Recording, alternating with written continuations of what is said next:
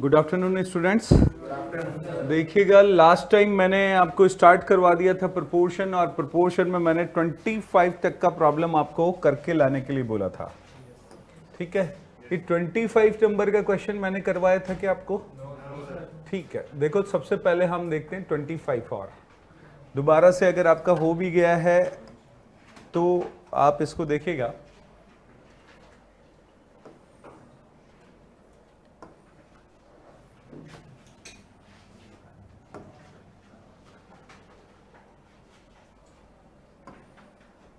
देखो 25 नंबर में हमें दे रखा है B is the mean proportional of A and C। क्या बोला इसने? B is the mean proportional between A and C। तो मैंने बताया था मीन प्रोपोर्शनल कहां लिखा जाता है? मिड में। फर्स्ट प्रोपोर्शनल कहां लिखा जाता है? फर्स्ट। और थर्ड प्रोपोर्शनल थर्ड पोजीशन। और अगर इसने बोला B is the mean proportional between A and C, तो B को मैंने लिख दिया मिड में।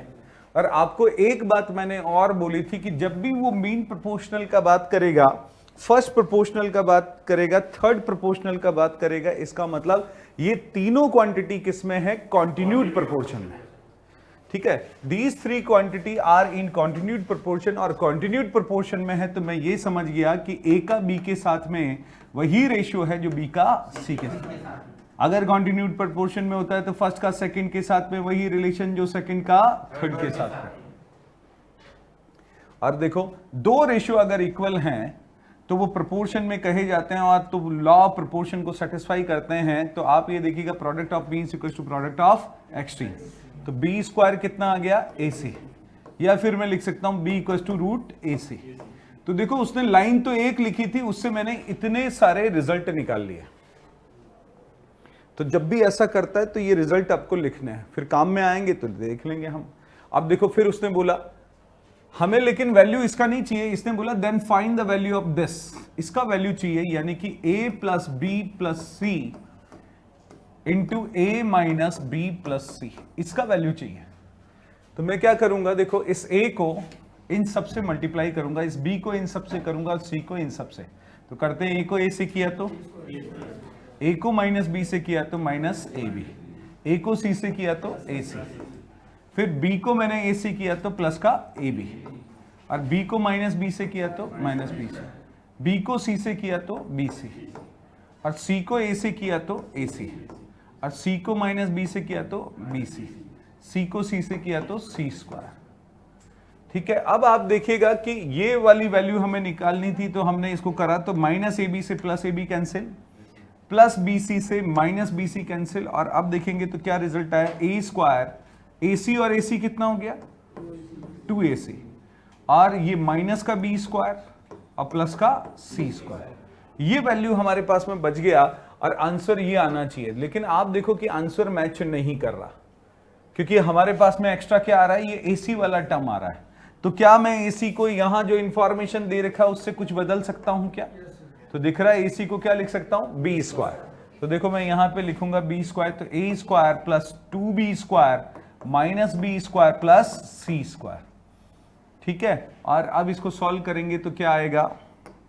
A square 2B square minus B square plus B square plus C square. तो राइट आंसर इज C। आया क्या बात समझ में? ठीक है, गुड आफ्टरनून बेटा अनुज, कल्पना, गुड आफ्टरनून बेटा।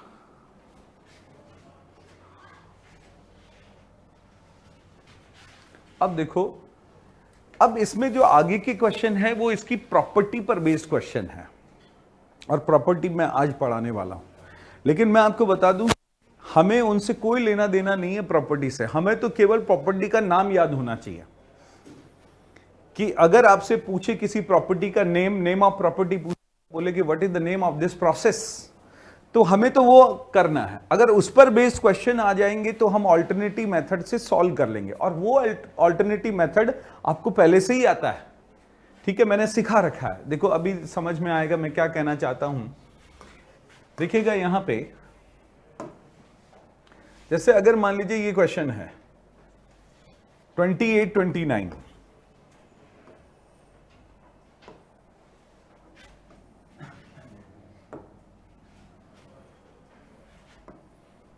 28, 29 और यहां पर आप देखेंगे अगर 29 नंबर का क्वेश्चन, 29 क्वेश्चन में दे रखा है x ratio y equals to z ratio w equals to 2.5 ratio 1.5 और बोला the value of x plus z ratio y plus w।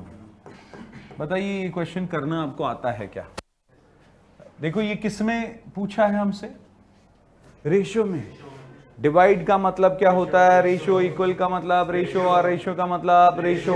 और रेशियो में अगर पूछा और रेशियो में गिवन हो, बताओ रेशियो में गिवन है क्या? देखो मैंने ऐसे लिखा, बाकी डिवाइड का मतलब रेशियो होता है, तो आप बता सकते हैं एक्स का वैल्यू कितना है, जेड का 2.5, डब्ल्यू का 1.5, वाई का 1।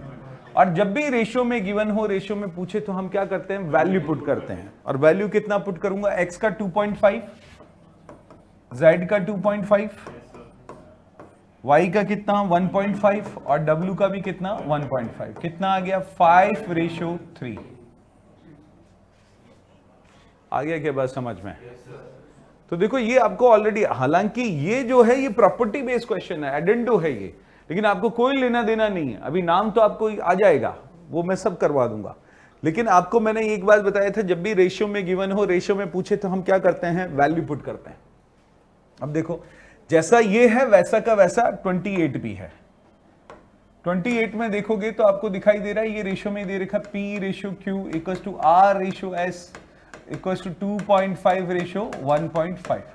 और हमसे किस में पूछा है? ये PS रेशियो दिख रहा है QR रेशियो में ही तो पूछा है। तो रेशियो में गिवन हो, रेशियो में पूछे तो वैल्यू पुट कर दूंगा। P का वैल्यू कितना रखूंगा? S का वैल्यू 1.5, तो ऊपर तो आ गया 2.5 इंटू 1.5। अच्छा, Q का वैल्यू 1.5, R का वैल्यू 2.5, तो ये 1.5 और ये 2.5। देखो ये इससे कैंसिल, ये इससे कैंसिल, कितना आ गया? 1:1, यानी कि 1। आ रहा है क्या बात समझ में? तो ये सारी प्रॉपर्टी बेस्ड क्वेश्चन है, लेकिन आपको कोई लेना देना नहीं है उससे, ठीक है? आप तो क्या करेंगे? रेशियो में गिवन हो, में पूछे तो हम क्या कर देंगे? वैल्यू पुट कर देंगे, ठीक है? अब देखो मैं आपको पढ़ा रहा हूं, जैसे अभी रुको एक आध क्वेश्चन और करवा दूं ताकि आपको थोड़ा कॉन्फिडेंस आ जाए। जैसे ये है, ये भी प्रॉपर्टी बेस्ड क्वेश्चन है, लेकिन आपको कोई लेना देना नहीं है कि भाई ये किसका है। आप तो क्या करो, जो मैंने सिखाया वही काम करो। जैसे ये 26 है, पता चल रहा है ये किसमें पूछा है? रेशियो में। अच्छा, रेशियो में गिवन है क्या? Yes sir. अरे गिवन तो नहीं है, लेकिन वो आपको इसलिए महसूस हो रहा है कि आपको इसका रेशियो निकालना आता है। जब भी डिवाइड फॉर्म में होता है तो इसका रेशियो वही होता है जो नीचे लिखा है, तो आपको लगता है कि ये रेशियो में नहीं, रेशियो में तो नहीं, लेकिन आपको निकालना आता है। तो बताइए a ratio b ratio c क्या होगा? A ratio b ratio c वही होता है जब भी डिवाइड फॉर्म में होता है, तो जितना नीचे लिखा जाता है।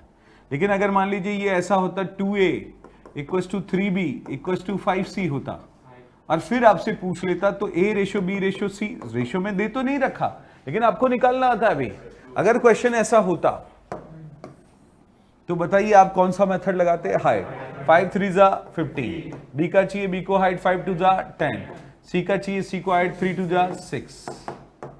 आया क्या बात समझ में? और फिर मान लीजिए यही क्वेश्चन आपसे पूछ लेता, तो आप क्या कर देते? वैल्यू पुट कर देते। तो रेशियो में जैसे ही अगर वो पूछता ना डिवाइड में, रेशियो में, तो तुरंत आपका दिमाग ये चलना चाहिए कि अब मैं इनका रेशियो निकाल सकता हूं क्या? या तो गिवन होगा डायरेक्टली, नहीं गिवन है तो इस बात में दिमाग लगाओ कि रेशियो कैसे आएगा, ठीक है? तो अभी देखो इसका तो करते, इसको करेंगे तो कितना आएगा? ए कितना 3, बी कितना 4, सी कितना 7, सी कितना 7, कितना आ गया 2। ऊपर का सम करेंगे 14 डिवाइडेड बाई 7। जैसे मान लीजिए ये क्वेश्चन होता है, ये मैंने अलग से दिया है, तो इसका कितना लिखते हैं आप? 15, बी का 10, सी का 6 और सी कितना 6, तो ये कितना आता? देखो 15 और 6 21 डिवाइडेड बाई 6।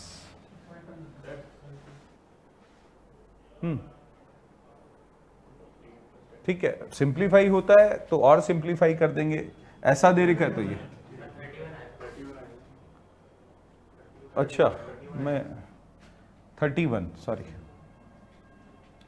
31 डिवाइडेड बाई 6 आया बात समझ में?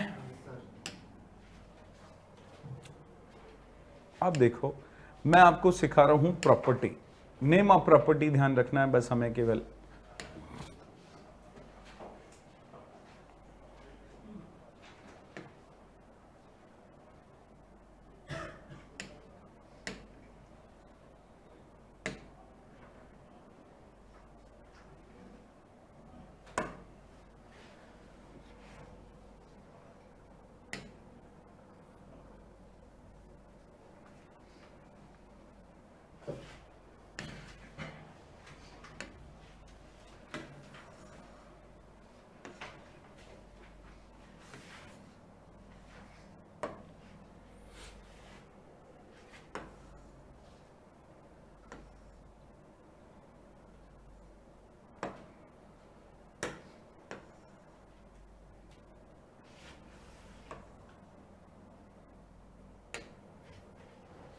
देखो मैं पढ़ा रहा हूं आपको प्रॉपर्टीज ऑफ प्रोपोर्शन, और प्रॉपर्टीज ऑफ प्रोपोर्शन में क्या है कि ये हमें गिवन है भाई, पहले से ही गिवन है, इट इज गिवन। और गिवन क्या है? गिवन है हमें A ratio B equals to C ratio D, it is given. A ratio B equals to C ratio D ये गिवन है। और देखो अब मैं पहला प्रॉपर्टी आपको समझा रहा हूं, और वो क्या समझा रहा हूं, वो ये कि अगर ये गिवन है तो इसको ऐसे भी लिख सकता हूं ना, ऐसे भी लिख सकता हूं ना, A ratio B equals to C ratio D, ठीक है। लेकिन अगर ऐसा होगा तो हम ऐसा ही लिखेंगे, ठीक है, इट इज गिवन। तो फर्स्ट प्रॉपर्टी क्या होता है कि अगर मान लीजिए कि मैं इन दोनों का इन्वर्स करूं बाय इन्वर्सिंग बोथ साइड, इन्वर्स करने से क्या इसके रिजल्ट में कोई चेंजेशन आ रहा है क्या, देखेंगे। देखो इन्वर्स करा तो देखो ये क्या होगा, B ratio A equals to क्या आएगा, D रेशियो C, ये तो आएगा बाय इन्वर्सिंग बोथ साइड। तो देखो ये रिजल्ट आएगा, उल्टा कर दिया, इन्वर्स का मतलब उल्टा। देखो इसके रिजल्ट में कोई चेंजेशन आया क्या? पहले रिजल्ट से क्या आ रहा था, क्योंकि जब भी इक्वल का साइन होता है तो हम क्या करते हैं, क्रॉस मल्टीप्लाई, और क्रॉस मल्टीप्लाई करूंगा तो बताइए क्या आएगा, AD इक्वल्स टू BC। अच्छा इससे क्या आ रहा है, देखो AD equals to BC, result remains same, there is no changation in result. तो ये जो प्रॉपर्टी होता है ये क्या कहलाता है, इन्वर्टेंडो। क्या कहलाता है, इन्वर्टेंडो। मैंने क्या किया इसमें, बाय इन्वर्सिंग बोथ साइड।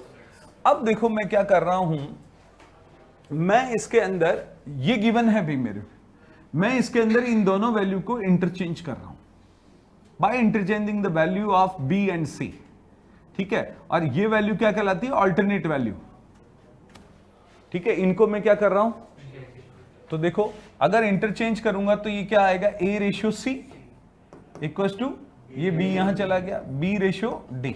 क्या ऐसा करने से क्या इसके रिजल्ट में कोई चेंजेशन आया क्या, देखो देखो पहले क्या आ रहा था, AD इक्वल्स टू BC, अब भी क्या आ रहा है, देखो AD equals to BC, result remain same, there is no changation in result.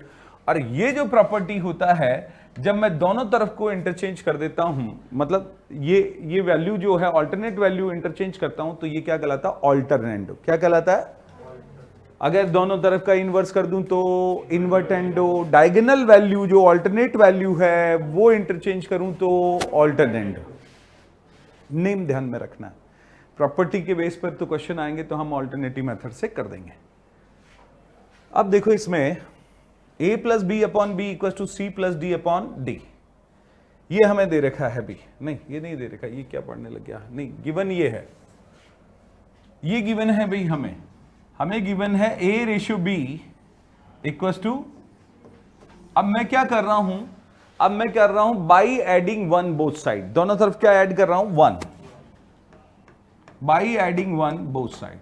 और दोनों तरफ ऐड किया तो देखो कि क्या इनके रिजल्ट में कोई चेंजेशन आएगा क्या, अगर दोनों तरफ हम वन वन ऐड करते हैं तो कभी कोई रिजल्ट में चेंज आएगा क्या, नहीं आएगा भी। क्यों नहीं आएगा, प्लस वन उधर गया तो माइनस वन, और वन से वन कैंसिल। कभी भी हमेशा ध्यान रखना, इक्वल के दोनों तरफ अगर आप एक ही ऑपरेशन करते हो तो उसके रिजल्ट में कभी चेंजेशन नहीं आता।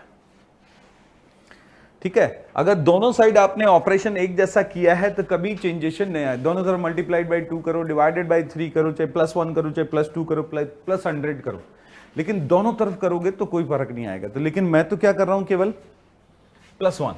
तो देखो ऐसा करने से क्या होगा, रिजल्ट में एलसीएम लिया तो कितना आया, b, ठीक है, तो b से b कैंसिल, तो 1 इंटू a प्लस, और जब भी कुछ नीचे नहीं होता तो ये पूरा पूरा इसको मल्टीप्लाई करता है, तो कितना आ गया b। अच्छा ये करूंगा तो d, तो ये क्या आ गया c प्लस d। तो देखो ये प्रॉपर्टी ऐसा का ऐसा आएगा, a plus b upon b equal to c plus d upon d. लेकिन कब आया ये, बाई एडिंग 1 बोथ साइड, ठीक है। तो ये आता है, और ये प्रॉपर्टी क्या कहलाता है, कॉम्पोनेंट। लेकिन आप ऐसे ही ध्यान नहीं रखना, आप तो ऐसे ध्यान रखो, दोनों तरफ का इन्वर्स कर दूं तो इन्वर्टेंडो, डायगोनल वैल्यू इंटरचेंज कर दूं तो और नीचे वाला वैल्यू ऊपर जाके ऐड हो जाए। देखो नीचे वाला वैल्यू ऐड हुआ है, ये था और ये ऊपर जाके ऐड हो गया। देखो ये b ऊपर गया तो क्या लिखोगे, a प्लस बी, और d ऊपर गया तो c प्लस डी। यही तो लिखा है, plus b upon b, c plus d upon d. तो ये ध्यान रखना है, दोनों तरफ का, अगर मैं दोनों तरफ का इन्वर्स कर दूं तो इन्वर्टेंडो, डायगोनल वैल्यू इंटरचेंज हो जाएगा तो ऑल्टरनेंडो, और नीचे वाला पार्ट ऊपर जाके ऐड हो जाए तो। अगर मान लीजिए आपको ऐसा दिया जाता P रेशियो Q, ऐसा होता P ratio Q equal to R ratio S given होता, और आपसे अगर ये दिया जाता P plus Q upon Q equal to R plus S upon S, और आपसे पूछा जाता what is the name of this process, तो आपको क्या बोलना है, कॉम्पोनेंट। क्योंकि आप देखिएगा ये नीचे वाला पार्ट जो है वो ऊपर जाके क्या हो रहा है, ऐड हो रहा है, और नीचे वाला पार्ट ऊपर जाके ऐड हो जाए तो कॉम्पोनेंट, ठीक है। दोनों तरफ का अगर इन्वर्स हो जाए तो, ऑल्टरनेट वैल्यू इंटरचेंज हो जाए तो, नाम समझ में आ रहा है, याद हो गया है। अगर कोई और के कॉन्टेक्स्ट में भी दे तो कर पाओगे, यस, ठीक है। देखो इसके बाद में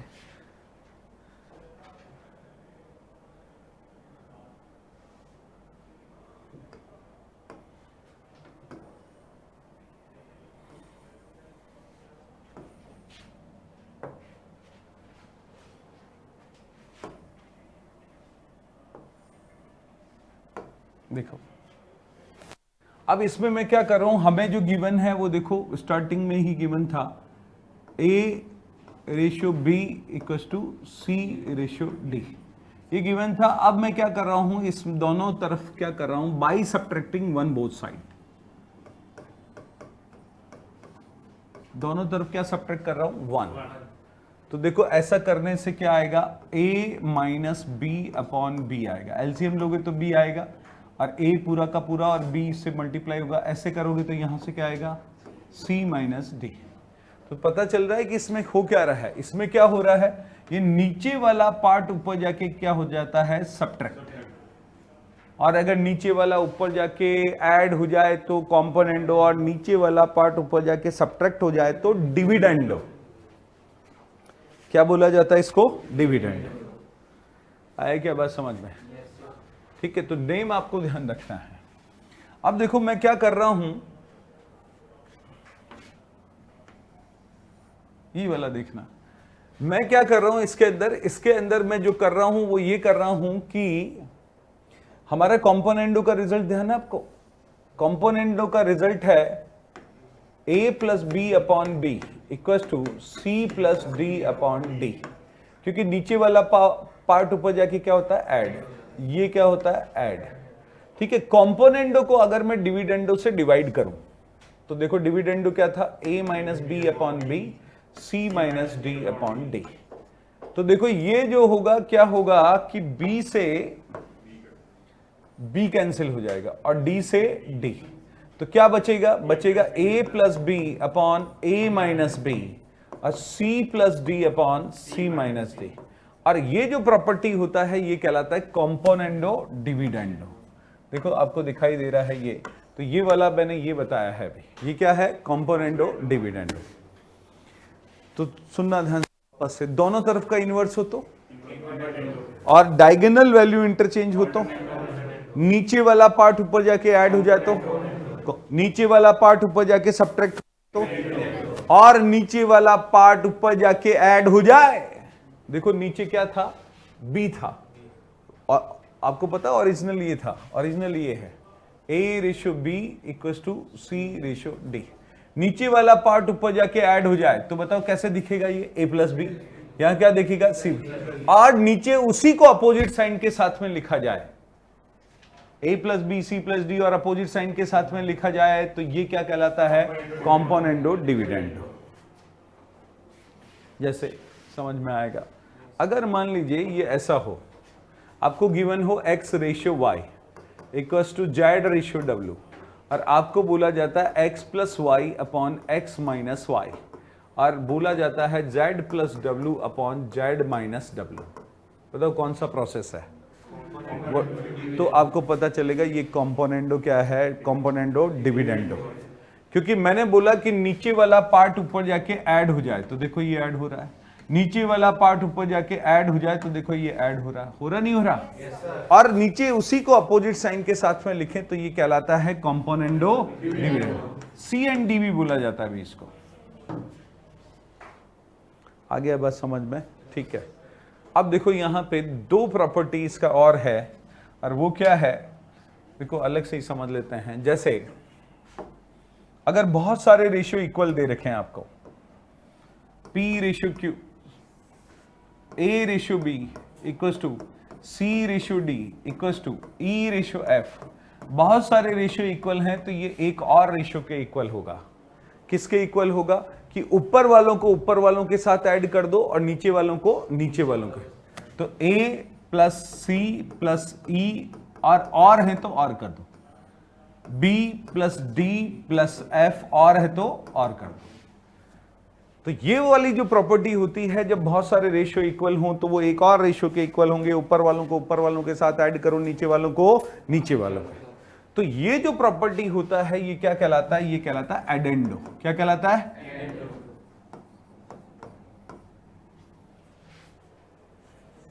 ठीक है, लेकिन इसमें ध्यान रखना ये जरूरी नहीं है कि आप सारे टर्म लो। आप अगर मान लीजिए इसमें से दो टर्म लेते हो तो जिसके न्यूमरेटर आपने लिए उसी के क्या लेने होंगे, डिनोमिनेटर। यानी कि ये इसके भी इक्वल है a + E upon b + f, और ये अगर इसके इक्वल होगा तो बताइए ये प्रॉपर्टी क्या है? अरे एडेंडो। बहुत सारे रेशियो इक्वल होंगे तो ये एक और रेशियो के इक्वल होंगे, ऊपर वालों को ऊपर वालों के साथ ऐड करो, नीचे वालों को। लेकिन सारे लो ये जरूरी नहीं है। लेते हो बढ़िया बात, लेकिन कुछ लेते हो, मान लीजिए ऊपर से आपने 4 टर्म लिए तो नीचे से भी क्या लेना, लेकिन जिनके न्यूमरेटर लिए उन्हीं के डिनोमिनेटर। आ गया बस समझ में? ठीक है।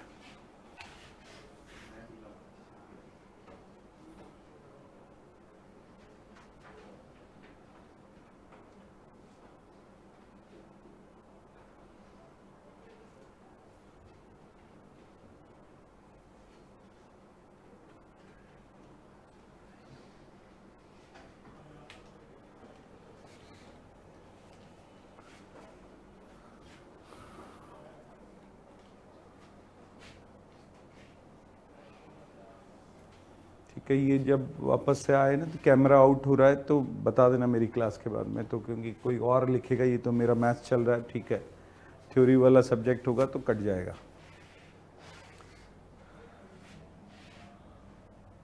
आगे के बाद समझ में एडेंडो।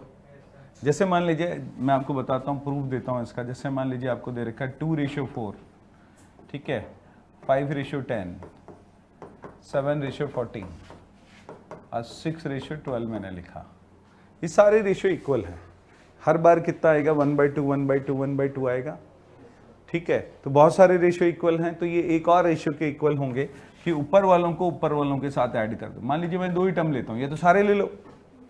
सारे लेते हो तो देखो कितना आएगा, 5 to 7 और 7 14, 14 + 6 और नीचे देखो 40 आएगा, करके देख लो। 14 + 12 26 + 4 30 10 40 और करोगे तो कितना आएगा, 1/2। और ये भी 1/2 थे सब। अरे यस और नो? अच्छा, सारे नहीं लेते, कुछ लेते। मान लीजिए मैं ये लेता 7:2 तो नीचे 18 आएगा, देख लो, बताओ अगेन कितना आया 1/2। और ये जो प्रॉपर्टी होता है क्या कहलाता है, एडेंडो। आ गया समझ में? ठीक है बेटा। अब देखो एक और बता रहा हूं, सब्ट्राहेंडो। अगर बहुत सारे रेशियो इक्वल हैं, a ratio b equals to c ratio d equals to e ratio f, ठीक है, तो ये एक और रेशियो के इक्वल होंगे कि किसी एक रेशियो को लिखने के बाद में, मान लीजिए मैंने पहला वाला ही लिख दिया, ऊपर वाले में से ऊपर वाले को सब्ट्रैक्ट कर दो और नीचे वाले में से नीचे वाले को, और है तो और कर देना, ठीक है। तो ये सारे रेशियो जो हैं वो इसके भी इक्वल होंगे, ठीक है, ये भी इसके इक्वल होगा, ये भी इसके इक्वल होगा, ये भी इसके इक्वल होगा। और ये जो प्रॉपर्टी होता है ये क्या कहलाता है, सब्ट्राहेंडो।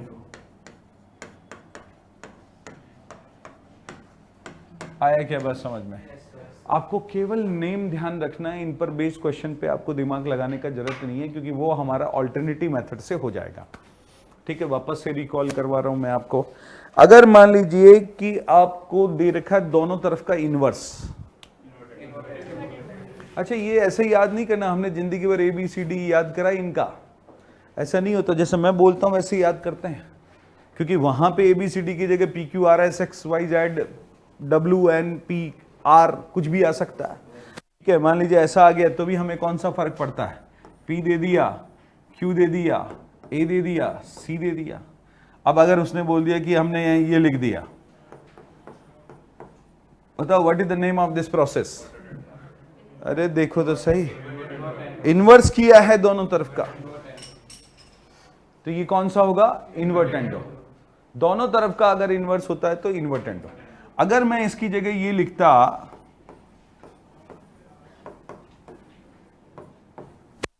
ये कौन सा होता, ये तो होता इन्वर्टेंडो, ये क्या हो जाता, समझ में आ रही है बात? तो ये चीजें जो है वो आपको ध्यान रखनी है, इससे हमें कोई फर्क नहीं पड़ता, इनको कभी याद नहीं करते। याद क्या करते हैं, जो मैंने बताया, दोनों तरफ का इन्वर्स कर दूं तो डायगोनल वैल्यू इंटरचेंज, डायगोनल भी कौन सा, ये भी ध्यान रखना, हम ये वाला डायगोनल चेंज कर रहे हैं भाई, अदर लीडिंग डायगोनल बोलते हैं, ये लीडिंग डायगोनल होता है, this one is leading diagonal. Leading diagonal जहां से चालू होता है ना, देखो नंबर यहीं से चालू हुआ तो ये लीडिंग डायगोनल, लेकिन हम कर रहे हैं अदर देन, तो लीडिंग डायगोनल के अलावा जो दूसरा डायगोनल है उसका इंटरचेंज करूं तो ये क्या कहलाता है, ऑल्टरनेट, ठीक है। और अगर नीचे वाला पार्ट ऊपर जाके ऐड हो जाए, कॉम्पोनेंट, नीचे वाला पार्ट ऊपर जाके सब्ट्रैक्ट हो जाए, नीचे वाला पार्ट ऊपर जाके ऐड हो जाए, नीचे उसी को अपोजिट साइन के साथ में लिखा जाए, बहुत सारे रेशियो इक्वल हैं तो ये एक और रेशियो के इक्वल होंगे, ऊपर वालों को ऊपर वालों के साथ में ऐड करूं, नीचे वालों के, लेकिन जरूरी नहीं है कि सारे करूं। अगर ऊपर से 2 लिए, जिनके न्यूमरेटर लिए उन्हीं के डिनोमिनेटर, बहुत सारे रेशियो तो एक और रेशियो के इक्वल होगा। किसी एक रेशियो को लिखने के बाद में, जरूरी नहीं पहला ही लिखूं, एक रेशियो को लिखने के बाद में ऊपर वाले में से ऊपर वाले को सब्ट्रैक्ट करो और नीचे वाले में से नीचे, क्या कहलाता है, बस नेम ध्यान रखना है। कर पाएंगे सब? जितने नेम बताए उतने ही हैं, अपना दिमाग एक्स्ट्रा मत चला लेना भैया, है ना। आपसे अगर मान लीजिए कि ये गिवन हो A ratio B equals to C ratio D, आपको दे दिया A minus b upon A plus b और C minus D upon C plus D, और आपसे पूछा गया कि what is the name of this process, बताओ क्या है इस प्रोसेस का नाम? ये कॉम्पोनेंटो डिविडेंडो है,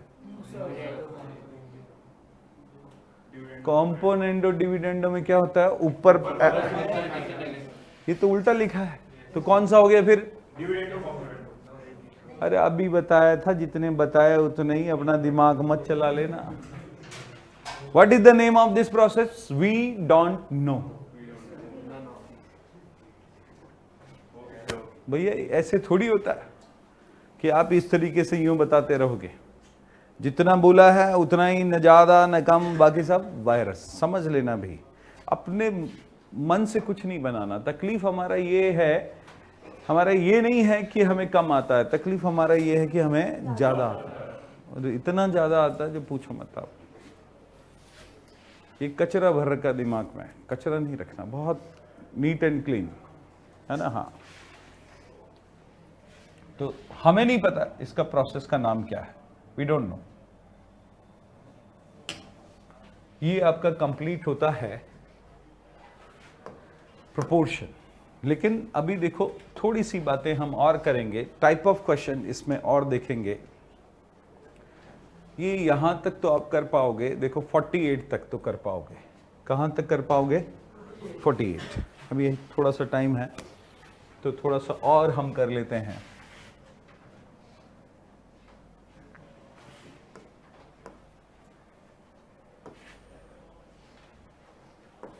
देखो 49 नंबर,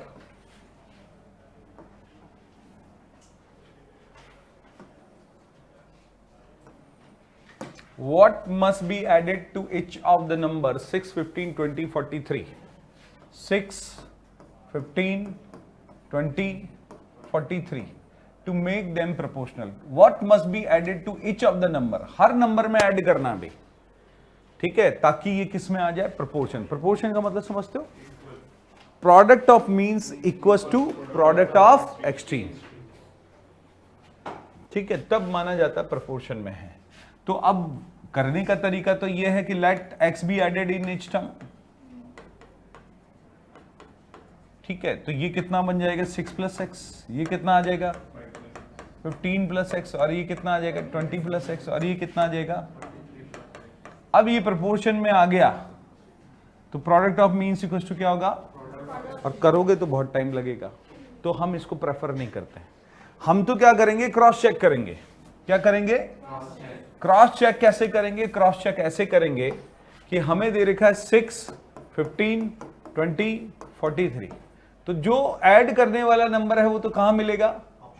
बस ऑप्शन से ऐड करूंगा। 6 प्लस 5, 15 प्लस 5, 20, 25, 48। और अब देख लो कि ये प्रोपोर्शन में है क्या। तो देखो, आप पूरा मल्टीप्लाई करना नहीं है, केवल यूनिट डिजिट को मल्टीप्लाई करना है। अगर यूनिट डिजिट इक्वल आएगा तो पूरा करके देखूंगा, नहीं तो नहीं देखूंगा। क्योंकि आप देखिए 5 को 0 से करा तो कितना आएगा? 0। और 8 को 1 से करा तो 8। क्या 0 और 8 नहीं भाई, ये तो सेम ही नहीं, यूनिट डिजिट ही सेम नहीं आया मल्टीप्लाई करने से, इसका मतलब पूरा नंबर तो कहां से आएगा? तो ये तो नहीं है 5। फिर 4 करूंगा, 4 करूंगा तो 6 प्लस 4, फिर 19, 24, 47, 9 4 जा 36 का 6 आया, और ये कितना आएगा? 0। तो ये भी नहीं है। तो थर्ड देखो, तो भी आप क्रॉस चेक भी करोगे ना तो भी फास्ट कैलकुलेशन होगा। ये तो मैं इतनी बातें समझाता हूं तब आपको थोड़ा सा टाइम लगता है। आप देखो यहाँ पे 3 ऐड करूंगा तो कितना आएगा? 9, 18, 23, 46, 8 3 जा 24, 9 6 जा 54, 4 आ रहा है दोनों में, तो पूरा करके देखो और आप देखोगे तो यही आ रहा है। अरे ये सुनो, अगर ये ऐड करने की बजाय सब्ट्रैक्ट करने के लिए बोलता तो भी मैं यही काम करता। What number must be subtracted from each number so that these are in proportion. आ रहा है बात समझ में? तो भी हम यही काम करते।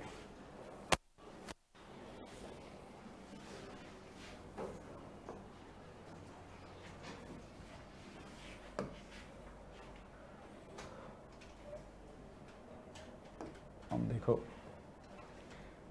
ये क्वेश्चन 52,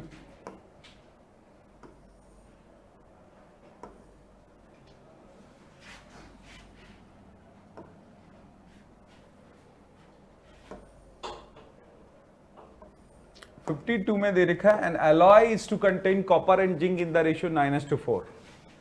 कॉपर और जिंक का रेशियो जो है वो कितना है? 9:4, ठीक है। और ये बोला zinc required to melt with 24 kg of copper. Zinc required to melt with 24 kg of copper. बताइए कुछ याद आ रहा है क्या? क्या करेंगे हम?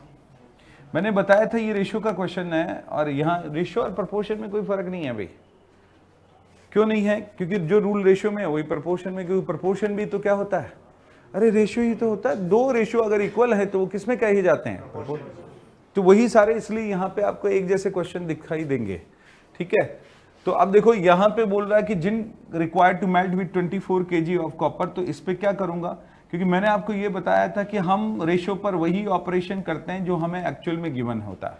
हमें एक्चुअल में दे रखा है क्वांटिटी ऑफ कॉपर, वो कितना है 24, और रेशियो में कितना है 9। इसका मतलब 9 किसके इक्वल है, तो बताओ 1 किसके इक्वल होगा, तो बताइए 4 निकालना है, जिंक रिक्वायर्ड बोल रहा है, तो 4 किसके इक्वल होगा, 24 डिवाइडेड बाई 9 इंटू 4। देख लो कौन सा आ रहा है, 24 इंटू 4 96 अपॉन 9 आप करेंगे तो ये देखो 10.66 आएगा क्या, यस और नो, और 10.66 आएगा तो 10 तो ये है, 2/3 को करके देख लो,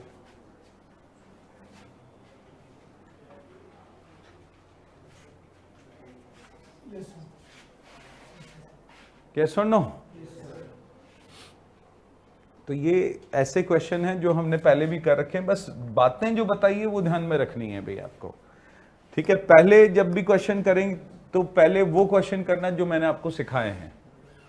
ठीक है, अब देखो यहां पे ये मिक्सचर का क्वेश्चन है भाई,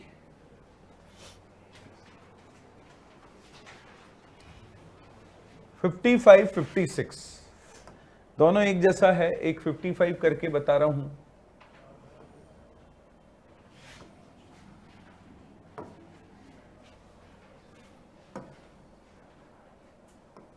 in what ratio should tea worth ₹10 per kg be mix, यहां पे एक लिखना बी मिक्स,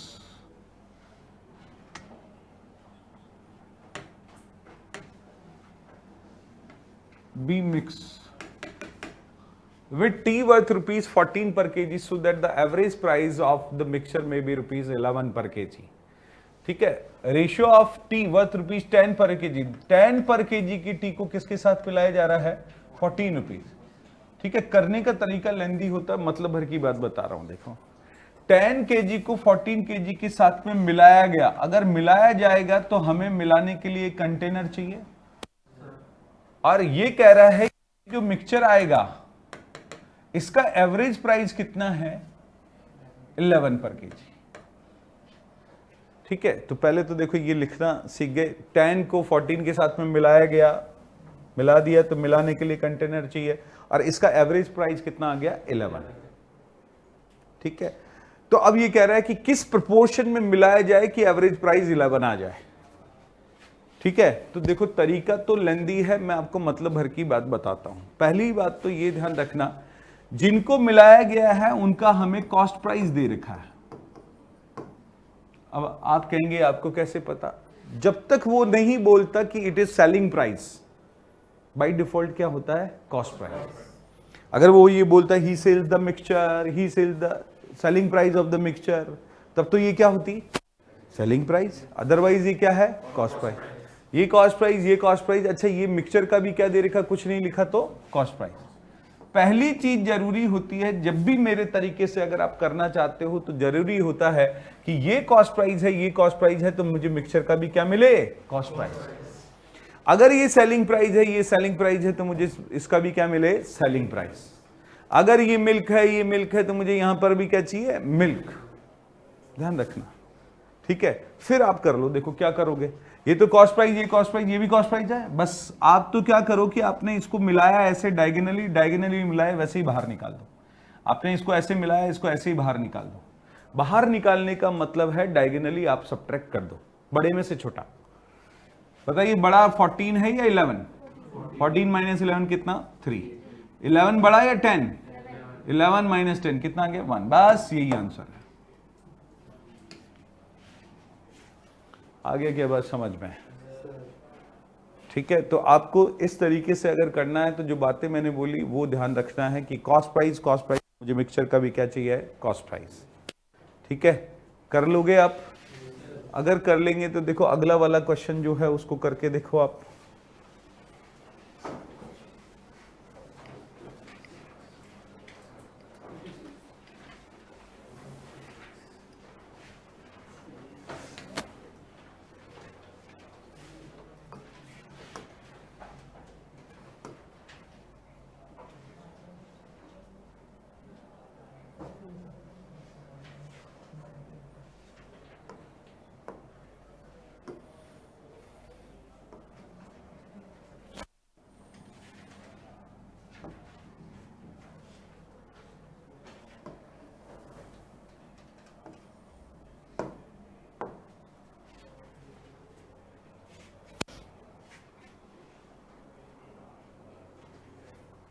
देखो यहां पे, in what proportion must rice ₹310 kg be mixed with rice 3.60 to make the mixture worth ₹3.25 kg। तो समझ में आ गया, 3.10 को 3.60 के साथ में मिलाया गया और एवरेज प्राइस कितना है, कुछ नहीं बोला, तो ये बाय डिफॉल्ट सब क्या है, कॉस्ट प्राइस, और कॉस्ट प्राइस है तो कोई दिक्कत नहीं है। और आप इनको क्या करेंगे, जैसे मिलाया डायगोनली वैसे ही बाहर निकाल देंगे, और बाहर निकालने का मतलब डायगोनली आपको क्या करना है, सब्ट्रैक्ट। आ गया सबका आंसर, कर लेंगे ना। अब लेकिन मैं बता रहा हूं कि ये अगर कॉस्ट प्राइस नहीं होता, ये सेलिंग प्राइस होता, तो अगर ये कॉस्ट प्राइस नहीं होके सेलिंग प्राइस होता, तो मेरा पहला काम क्या होता, यहां पर मैं क्या बनाता, कॉस्ट प्राइस। उसके लिए वो ध्यान रखना कि एक अलग इंफॉर्मेशन आपको देगा, ताकि ये किस में बदल जाए, कॉस्ट प्राइस में।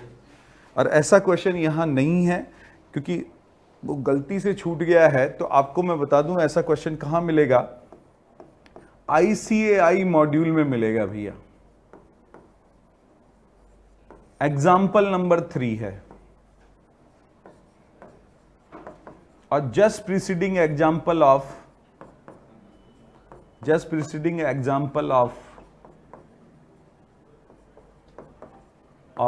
एक्सरसाइज 1B, ठीक है। Just preceding example of exercise 1B है, और एग्जाम्पल नंबर कौन सा है, 3। तो एक तो वो भी करके लेके आना, आप लोग कर लाएंगे। एक तो एक्सरसाइज के क्वेश्चन कर दें आपको सारे, और एक क्या करना है, ये वाला और करना है भी आपको, ठीक है। देखो अब इसमें एक क्वेश्चन ये और सुन लेना, ये वाला 57। देखो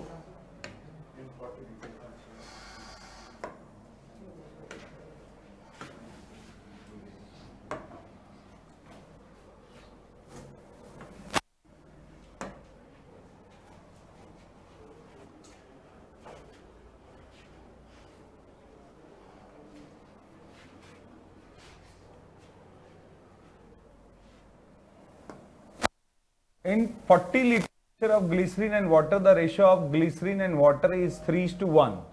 The quantity of water added in the mixture in order to make this ratio 2:1. देखो टोटल मिक्सचर कितना दे रखा आपको, 40। In 40 liter mixture of glycerin and water, the ratio of glycerin and water is 3:1. Total mixture 40 litre दे रखा है, और glycerine और water का रेशियो 3:1 दे रखा है। आप तो बताओ, ओरिजिनली मुझे ये बता सकते हो कि ग्लिसरीन कितना है और वाटर कितना है, समझ में आ रहा है कैसे करने का तरीका? वही है, क्योंकि हमें टोटल दे रखा है। तो मैंने कहा था कि हम मिक्सचर का, अगर हमें टोटल दे रखा है तो हम रेशियो में से भी क्या निकालेंगे, टोटल। तो टोटल निकालो, 3 और 1 का टोटल, इसका मतलब 4 किसके इक्वल, तो 1 किसके इक्वल, 40 डिवाइडेड बाई 4 यानी कि 10। तो 1 तो आ गया देखो 10 के, तो बताओ 1 10 के, तो 3 किसके, 10 इंटू 3 तो 30। कर लोगे? अब ये तो आ गया, लेकिन इसने बोला the quantity of water added in the mixture in order to make the ratio 2:1। कितना पानी मिलाऊं? तो देखो अगर पानी मिलाएगा तो क्वांटिटी किसका बढ़ेगा, अरे वाटर का। ग्लिसरीन में फर्क आएगा क्या? अरे नहीं, वो तो जितना था उतना ही रहेगा, ठीक है। और नया रेशियो लेकिन उससे कितना आ गया, 2:1। लेकिन ये ग्लिसरीन का क्वांटिटी तो 30 था, तो 30 ही रहेगा। लेकिन ये चेंज होगा क्योंकि उसने बोला what quantity of water is added in the mixture in order to make this ratio 2:1। तो आप मुझे बताइए कि ये 30 तो 30 रहेगा, और लेकिन ये 30 रेशियो में कितना है? अगर 230 है तो बताओ 1 कितना? अरे 230 है तो 1 कितना? और 15 है ये, लेकिन ये तो 10 था, तो कितना मिला दिया? 5 लीटर मिला दिया। समझ में आया क्या? इस तरीके से सोच आपको रखनी है। अगर वो इसमें नहीं मिलाता, इसमें मिलाता, आ रहा है बात समझ में? इसमें मिलाता और वो कह देता कि रेशियो हो गया 4:1, तो ये तो चेंज नहीं हुआ ना। ये 10 था तो 10 ही रहेगा। तो और 10 किसके इक्वल आया? 4:1 कर दिया मैंने उसको। तो 10 आया 1 के, तो बताइए 4 किसके आता? तो बताइए 30 में कितना और मिला दिया? बाहर निकाल ले, कितना बाहर निकाल लूं, कितना सब्ट्रैक्ट कर दूं, तो भी यही काम करना पड़ेगा। अरे यस और नो? ठीक है, देखो ये काम आपको करना है। और ये वाला क्वेश्चन आप जो है ये वाला छोड़ देना। देखो इसको मैं आपको बताऊंगा, तो आप 53 को छोड़ के सारे क्वेश्चन करके लेके आएंगे भाई। ठीक है, आज के लिए इतना ही। Thank you.